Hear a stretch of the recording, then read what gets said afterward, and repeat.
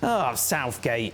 Take a risk, roll the dice. You look at that starting 11, everything is just so blurred. We've just seen it, Mark, and we saw it in the final, didn't we? We take the lead against Italy, we don't know what to do with ourselves now. How does this happen? And then we're 2-0 down against Germany yesterday, and that's the only time we actually get going and attack teams. I'm sounding like a fan, which I am, and I understand that, but it is frustrating when you just see them playing with the shackles on so much, and it's only when the chips are down they think, oh, we better go for this now.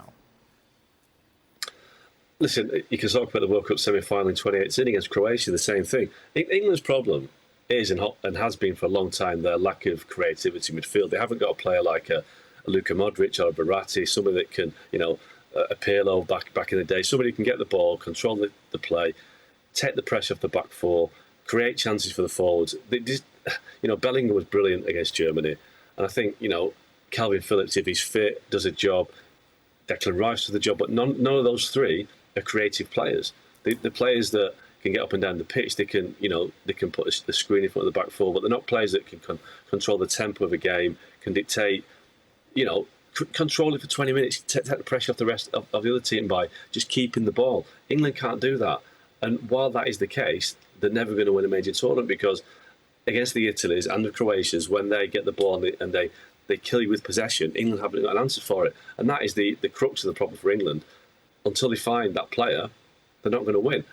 But they've got some very good players, and I don't think Southgate is a coach who is bold enough to find a way to win. Now, if Gareth Southgate, for whatever reason, I'm not going to go to Qatar. Now, he will do, there's no doubt about that. And they said, well, what can we do? If you gave Thomas Tuchel the job, Thomas Tuchel would be, what would he get out of that squad that Gareth Southgate wouldn't do? But Tuchel is an elite Champions League manager. That's the sort of quality you need to turn this England team into a World Cup winner. I bet Tuchel still wouldn't pick Pulisic, would he? No, he sure wouldn't. So what's interesting, because England are in this bubble. Mm-hmm. I obviously grew up there, and you kind of look at the talent around, you think, wow, we're good enough to go and win the whole tournament. When you look at Harry Kane is there, and great Jude Bellingham, and Sterling, and Saka, whatever. But then you look at Brazil today, who we'll talk about a little bit later on, and they are just on such a different level all around the pitch, particularly in attack. It's not even really a conversation. And the mentality of what Brazil expects to be, shows up and is that team. The case for England is a curious one because there's a level of expectation that is not necessarily based on results. Now, of course, they had success in the Euros. They had some success in the World Cup. And so you're thinking, okay, we're building up to then take the next step. And logically, the next step would be, well, if we made it to the semifinals last World Cup, hey, here we go, it's coming home. And so then you have these expectations that are sky high, right? And Mark just mentioned the point that they don't quite have the creative players. What they don't have is the ability to recognize moments in a game in which they actually have a history of success and saying, we've gone up against Italy, final of the Euros, let's take a step forward. Instead, they do what people that are unsure of themselves do, and that is take a step back and get conservative because you start protecting.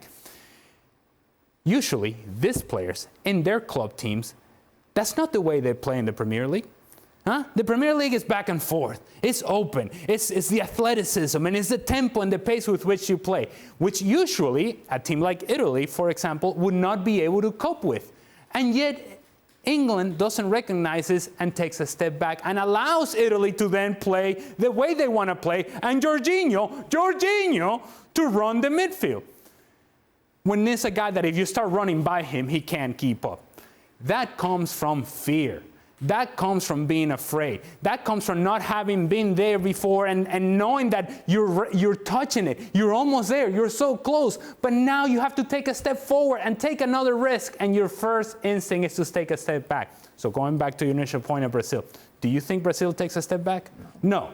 Brazil doesn't take a step back. A team that knows what they're doing whenever there's an opportunity to win a game, they take a step forward. And they go for the second goal. And they put it away and they go dance in the corner.